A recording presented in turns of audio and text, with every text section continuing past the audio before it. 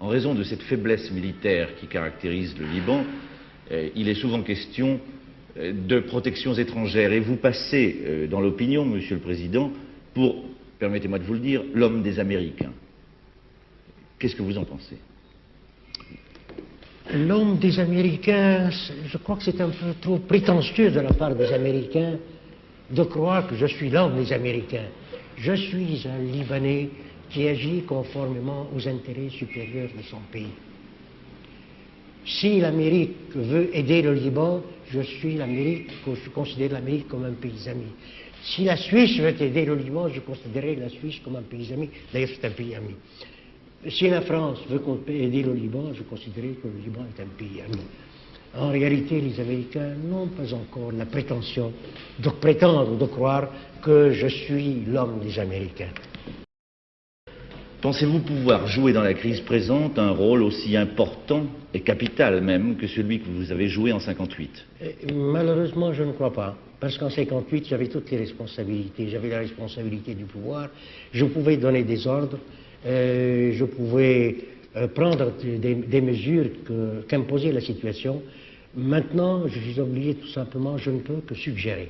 Bien. Si vous... Puis suggérer fortement, étant donné que je représente quand même quelque chose dans l'opinion publique, mais je dois avouer aussi que mes suggestions n'ont pas été écoutées jusqu'à maintenant.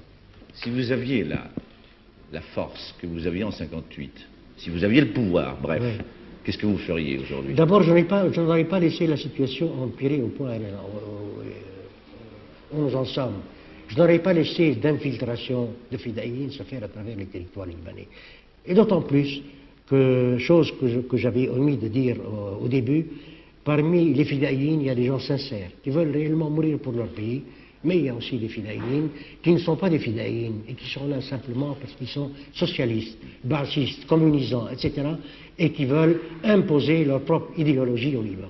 Vous pensez donc qu'en sous-jacence, en quelque sorte, il y a une volonté de modifier l'équilibre du Liban? Absolument. Je vais vous en donner la preuve très rapidement. Il y a eu tout récemment, il y a 2 ou 3 jours, une réunion à Damas, des représentants de l'Égypte, des représentants syriens et des représentants de Libye.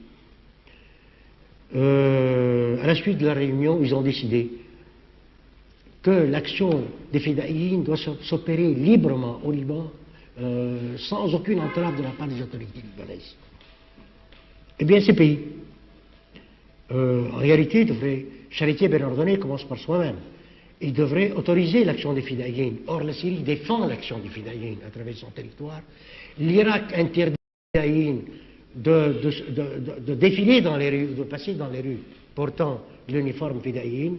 L'Égypte interdit également l'action des Fidayines.